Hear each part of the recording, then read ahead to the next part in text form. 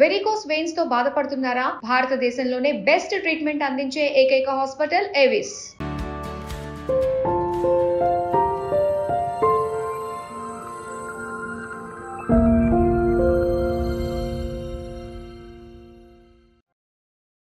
ఇంట్లో 5గురు పిల్లలుంటే సందడి సందడిగా ఉంటుంది. ఈ 5గురు పిల్లల్లో ఎవరు ఎక్కువ అల్లరి చేసేవాళ్ళు?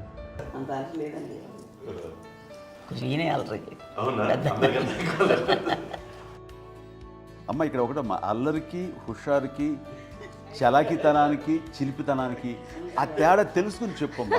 అల్లరంటే ఇప్పుడు నా ఇమేజ్ ఏమైపోద్ది, అల్లరంటే అల్లరుడు అని, నేనేమో చాలా రావుడు మంచి బాలుడు అనేలాగా నా ఇమేజ్ ఇది. నేను అలాగే చెప్తుండేవాడిని.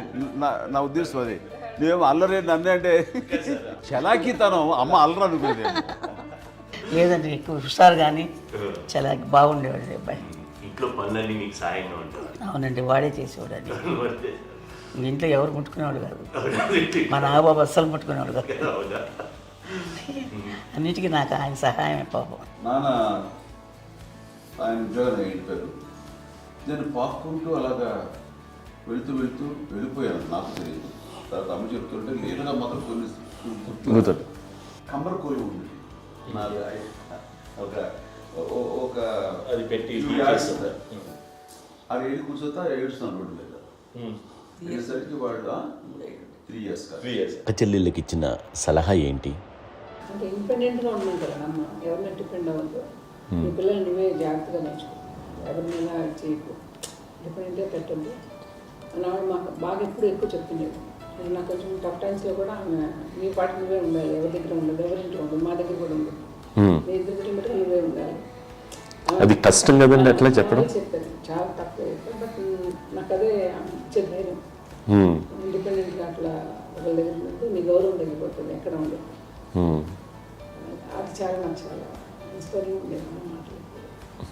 ఇప్పుడు కూడా అది చాలా హ్యాపీగా అనిపిస్తుంది అని చెప్పింది. అంతే కదా, ఇప్పుడు మనకి ఏదైనా రోగాలు వస్తే చేసేస్తాము, దాన్ని బాధపడుతుంది మనమే. బట్ తగ్గించే వాళ్ళు, కన్సర్న్ చూపించే డాక్టర్స్ ఒట్టుకోలు కింద కింద ఉండొచ్చు, కానీ పోరాడాల్సింది మనమే. నాకు సార్ కొంచెం ఏదో ఒక డిప్రెస్డ్ ఇదేదో వస్తే ఫేజ్ ఒకటి, నేనేదో ఇంకా మా అందరి నుంచి నేను సపరేట్ అయిపోయినట్టు ఒక సిచ్యువేషన్ వచ్చినప్పుడు అమ్మ నన్ను పట్టుకుని I'm there for your yes. ఎవరు నువ్వు అన్న ఎస్ అన్న ఫ్రెండ్స్ కానీ ఎవరైనా సరే ఎప్పుడు కూడా అలోన్గా మటుకు అనుకోకు, నేను నాన్న.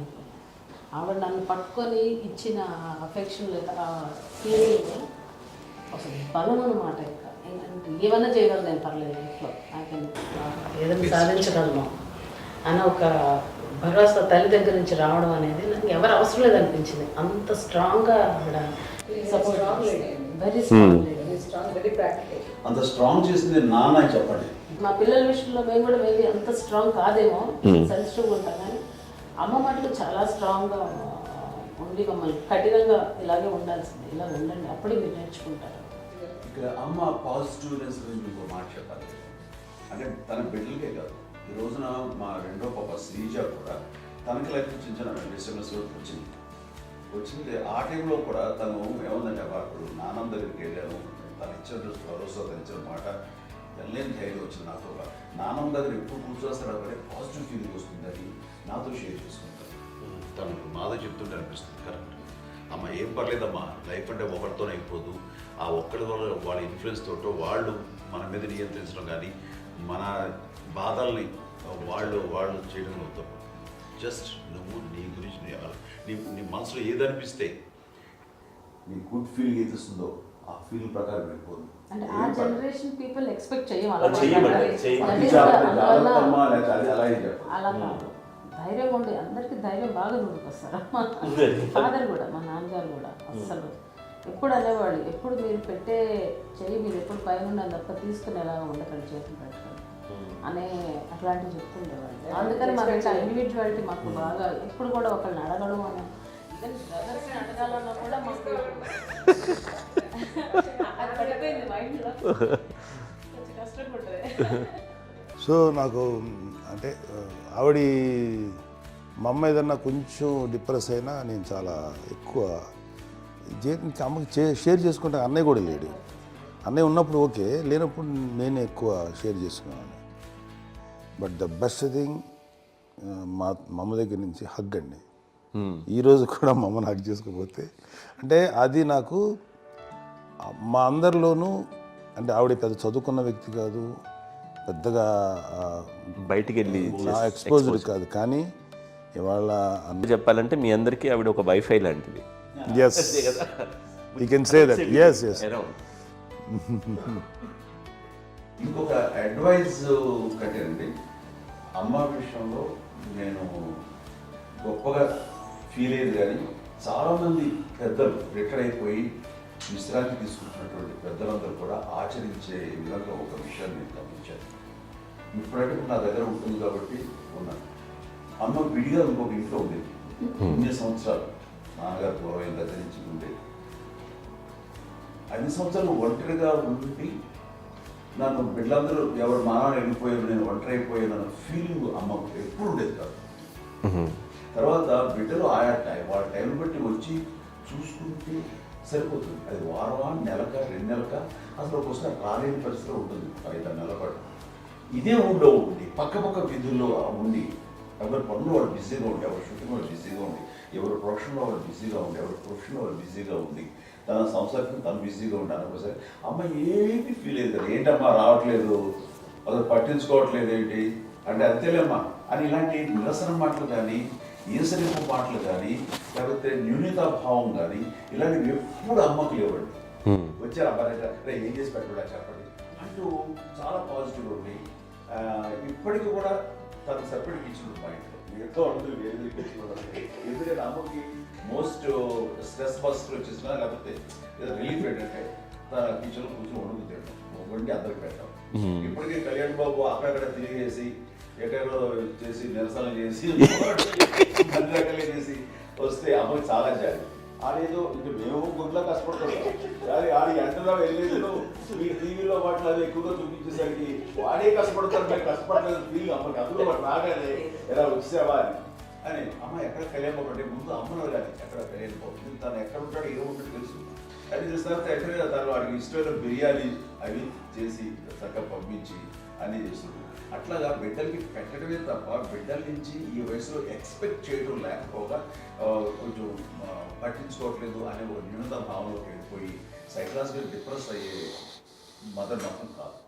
ఆ రకంగా మాకందరికీ భరోసా. మేము కూడా పెద్ద అయినా బిడ్డలు వాళ్ళ ప్రవృత్తి ఉద్యోగరీత్యాల వాళ్ళ వృత్తిరీత్యా వాళ్ళు దూరం అయిపోయి మనల్ని చాలా కమ్యూనికేషన్ గ్యాప్ వచ్చినా సరే బిడ్డలు నాకు దూరం అయిపోయి పట్టించుకోవట్లేదు. ఇలాగే చూసావా వెళ్ళి ఎంత ఇదిగా వదిలేయేవాళ్ళు గురించి ఇప్పుడు ఏమైపోయానో అని ఇంత కించెం బాధపడలేదు వాళ్ళకి అంటూ నెగిటివ్ సైడ్ ఆలోచించే విధానం లేనే లేదు. అది మా అందరికి ఎంత కంఫర్టబుల్ అంటే అంత ఎంత కాదు. చూసుకోకపోతే మాధవ్ చూసుకుని మాధవ్ లేకపోతే నాగబాబు వెళ్తుంటాడు కడియడం వల్ల మా విజయ్ చూసుకుంటున్నది సరే నాకు కళ్యాణ్ బాబు తను చూసుకుంటుంటాడు. ఇలా ఎవరో కూడా వెళ్తూ ఉంటాం. అమ్మ మాత్రం అది వెరీ గుడ్ హెల్దీ. నేను చాలా మంది తల్లిదండ్రులు చూశాను, అవును వాళ్ళు చాలా ఇబ్బంది పడుతూ ఉంటారు. పట్టించుకోవట్లేదు అర్థం చేసుకోగలము కానీ వాళ్ళు వస్తే బాగుంటుంది కదా అనేది ఉంటుంది. ఫీల్ అవుతారు. అవును అలాంటి ఫీలింగ్ ఏం లేదు. పైగా బిడ్డలు వస్తే వాళ్ళకి ఏం చేసి పెట్టాలా అనే ఆలోచన. అది వెరీ హెల్దీ. చాలా మంది ఆచరించాల్సిన ఒక విషయం. చిన్నప్పుడు అన్ని ఆనందాలేనా, మర్చిపోలేని దుఃఖాలు కూడా ఏవైనా ఉన్నాయా? అమ్మ చెప్పాలంటే ఓపికకి, గృహిణిగా తన బాధ్యతలు నిర్వర్తించడానికి అండ్ అన్ని రకాలుగా టేకింగ్ కేర్. దీనికి ఒక మంచి ఉదాహరణ నేను చెప్పగలను. అది తలుచుకోవడం నాకు చాలా ఉద్యోగంగా ఉంటుంది, నాకు చాలా ఖండితలు వచ్చేస్తుంది. అమ్మకి మేము 5 బిడ్డలు అండ్ పురిట్లోనూ 1 year పెరుగో 2.5 years పెరుగో. నేను ఎక్కడికి ఒకసారి హాస్పిటల్ ఈ మధ్యకాలంలో సరే అమ్మకి మోకాల ఆపరేషన్ జరిగింది. అమ్మ నువ్వు కొంత బాధపడుతున్నావు, అసలు ఈ రోజున వచ్చిన మెడికల్ అడ్వాన్స్మెంట్ నీకు అసలు ఏ బాధ తెలియకుండా మోకాల ఆపరేషన్ రీప్లేస్ చేస్తారు అని వీళ్ళందరూ చెప్పాలి భయపడతాను. ఎందుకంటే ఫస్ట్ అలా నాకు సపరేట్ అవుతాను ఎలా చెప్పాలి తెలియదు. ఒక్క వీళ్ళంతా కలిపి నీ మాట వింటారు, మాట మీద అది కూడా నువ్వే చేయనివ్వండి. ఆ కోపం వచ్చేది, కోపం వచ్చి ఒకడు కొట్టేవాడు, కొడితే కోపం వచ్చేది తప్ప నేను వెళ్ళేవాడిని కాదు. అమ్మకి ఎప్పుడు ఏంటంటే ఒక ఇదే పని చేయడని, అంతే. నిజంగా ఏ పని చేసేవాడు కాదు.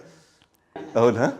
ఎంత కష్టపడ్డా గుడ్లా లేదు కష్టపడ్డా లేదు లేదు వాడంటే మాత్రం మహాప్రేమ. నేను చూస్తున్నాను దగ్గర ముందు పెట్టినావు ఆర్టిస్ట్ కాబట్టి వ్యక్తీకరించిన వ్యక్తిగత చిన్నది కాబట్టి చివరిది కాబట్టి తనంటే బుద్ధండి, నేను పెద్దోడు కాబట్టి నేను అతనికి బుద్ధు అనిపించింది. ఎక్కువ కష్టపడింది కానీ మా నాన్నగారి చేతిలో ఎక్కువ, అంటే నాన్న బాగా కోపం ఎక్కువ అనుమానించింది కానీ అన్నయ్య పాపం బాగా దొరికేసేవాడు పాపం. ఒకసారి అంటే మరి మాకే అనిపి ఏంటి ఇంత దారుణంగా ఉంది నాన్న మీద కోపం వచ్చేది నాకు. నాన్న మీద కోపం వచ్చేది, నాన్న చూసి బాధ అనిపించేది. అమ్మాయి ఏమనేది కాదు.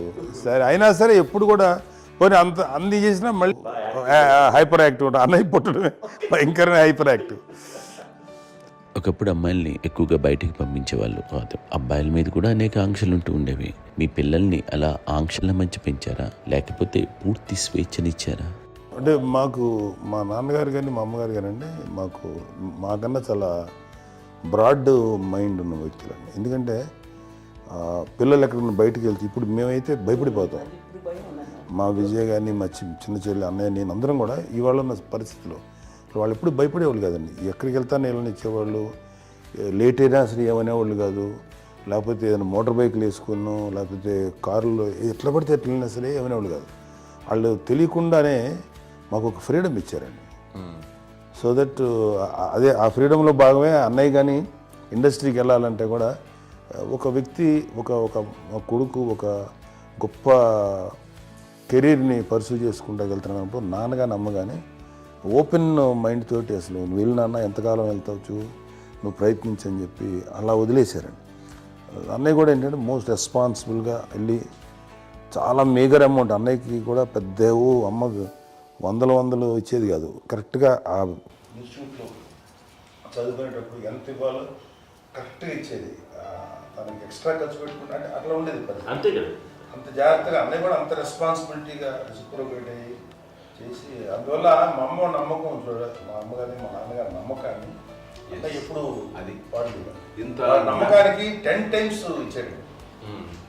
ఏ వయసెస్ వైపు కానీ ఏ అలవాట్ల వైపు కానీ ఎందులో ఇండల్జ్ అవ్వకుండా నాకు నేనుగా నియంత్రించుకుంటూ సరైన మార్గంలో వెళ్ళేలాగా నాకు వెళ్ళడానికి లోపల ఆ స్ట్రాంగ్ థాట్.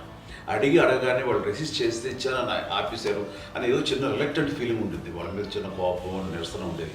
వాళ్ళు అలా లేకపోవడానికి వాళ్ళు వెంటనే అడిగిన వెంటనే జాగ్రత్త అనే నిర్ణయం అనేది, కానీ జాగ్రత్త అని హెచ్చరిక చేయడంతో నాకు మరింత బాధ్యత తిరిగి గుర్తు తిరిగి నేను నడుచుకుంటూ వెళ్ళాను. కాబట్టి అది నాకు ప్లస్ అయింది వాళ్ళ దగ్గర.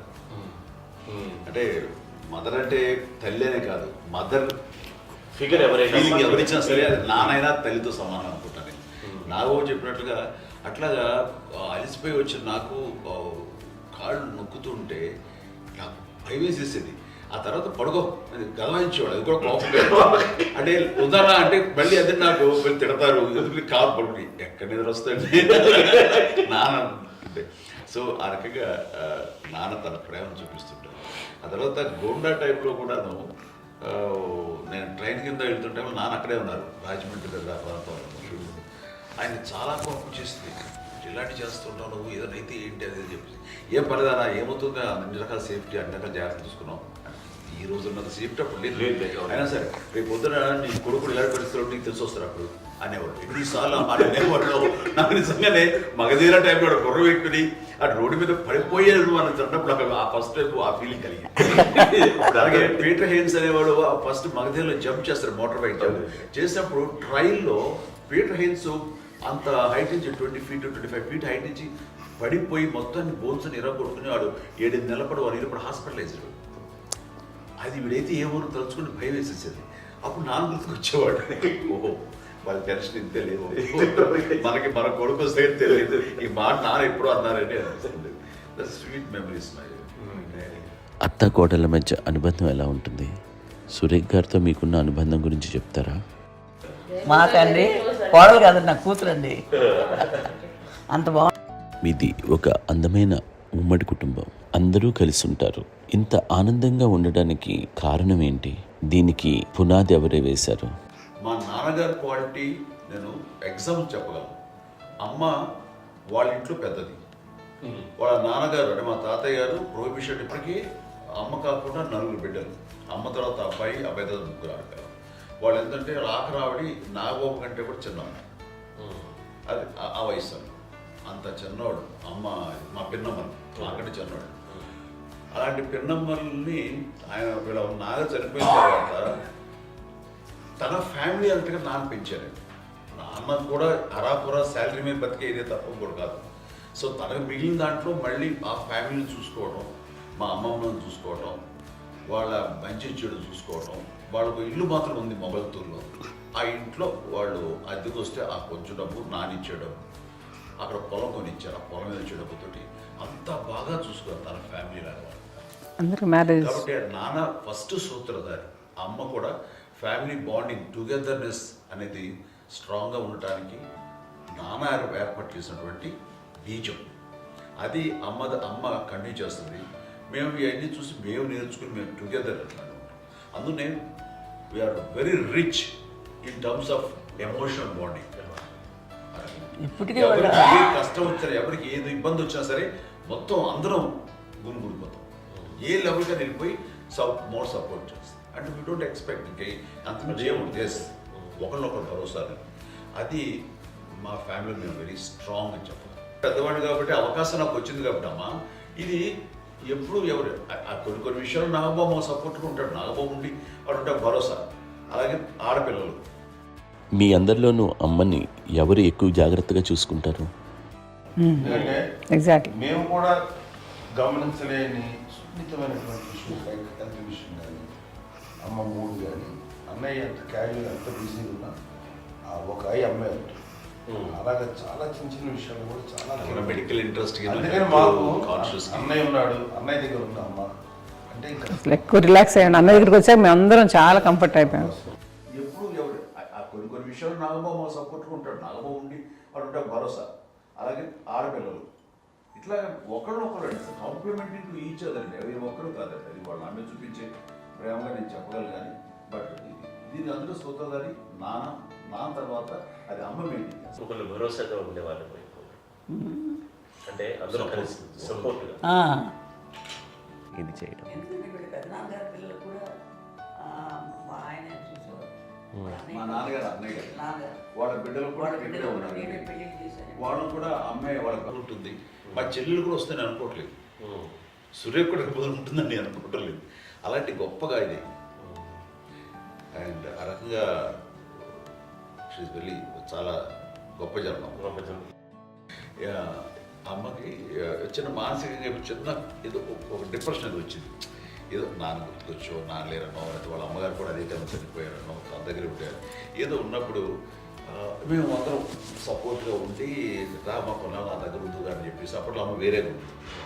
ఉన్నప్పుడు ఒకటే మాట, అమ్మ నీలాంటి గర్భం అంటే అంజనమదే గర్భం అని బయట ఎన్నోసార్లు నా ఫ్రెండ్స్ కానివ్వండి, బయట కానివ్వండి, కొన్ని సందర్భాల్లో మీటింగ్లో కానివ్వండి, స్పీచెస్లో కానీ అన్నవాళ్ళు ఎంతోమంది అన్నారు. వాళ్ళు ఆ మాట అంటే రీజన్ తెలుసా నీకు? కోటాల్లో ఎంతమంది తల్లులకు నీకు వచ్చిన అదృష్టం, నీకు లభించినటువంటి గౌరవం ఎవరు లభిస్తున్నాము? బిడ్డలు ఎంతోమంది చేత కొనియాడబడుతున్నారు, ఎంతోమందికి సహాయపడుతూ ఆ రకంగా వాళ్ళందరి యొక్క ఆశీస్సులు పొందుతున్నారు. కానీ ఎంతోమందికి నిరంతరం హెల్ప్ చేస్తూ వాళ్ళ ఇది చూసుకుంటున్నారు. అవి ఆ భగవంతుడు మీరు చేసిన పూజలో ఉన్న ఆ భగవంతుడు మన నెక్స్ట్ తరాలకు కూడా మనకి ఇలాంటిది వారసత్వంగా ఇస్తూ అదే రకంగా కొనసాగించేలాగా మాకు అదృష్టం ఇచ్చారు. ఇంతమంది ఎవరు మీ నుంచి వచ్చిన వాళ్ళే మీకు ఇది ఎంత గొప్ప గర్భం, ఎంత గొప్ప జన్మ నీది. అలాంటిది నువ్వు ఇలా అవటమేంటి? ఎంతసేపు ఇది హై లెవెల్లో ఉండాలి నీ ఫీలింగ్స్గా నువ్వు కానీ. అంతే నువ్వు ఇలాగా ఉండిపోవడం ఏంటమ్మా అని చెప్పినప్పుడు ఇది నీది కాదు, నాది కాదు, నువ్వు నమ్ముకున్న భగవంతుడు నీకు ఇచ్చింది అనుకుంటావు కదా. నువ్వు ఆ భగవంతుడి కృతజ్ఞత తీర్చుకోలేక ప్రతిరోజు ఆయన ధ్యానించు, ఆయన పూజలో ఉండు, నీకు ఆయనే ధైర్యం ఇస్తాడు. అంతేగాని నువ్వు నెగిటివ్ సైడ్ ఆలోచించుకోమ్మా. మా అందరికీ పాజిటివ్నెస్ ప్రివైల్ చేసిన దానివి, ఇచ్చిన దానివి, అందించిన దానివి. అలాంటి నువ్వు నెగిటివ్ వైపు వెళ్ళిపోకూడదు అంటే అంతే, మళ్ళీ అటుపక్క ఎప్పుడు వెళ్ళలేదు. ఆంజనేయ స్వామి భక్తి ఆయనలో ప్రవేశపెట్టి చెప్పాలంటే ఆయనకి నేనే నేను నమ్మిన దేవుడు ఇంట్లో నేనే ఇంట్రడ్యూస్ చేశాను ఫస్ట్. నానంత ప్రగాఢంగా నమ్మి ఆయన దానివల్ల లబ్ధి పొందారు. ఆయన అందులో మమ్మల్ని మించిపోయిన స్టేజ్కి వెళ్ళిపోయారు. ఆయనతోటి ఆంజనేయ స్వామితో ఇంటరాక్ట్ అవుతూ అట్లా ఆయన నమ్ముకుంటుంది. ఆయన నానంటారు అంతా నా గురువు, నా పెద్ద కొడుకు పెద్దోడే గురువు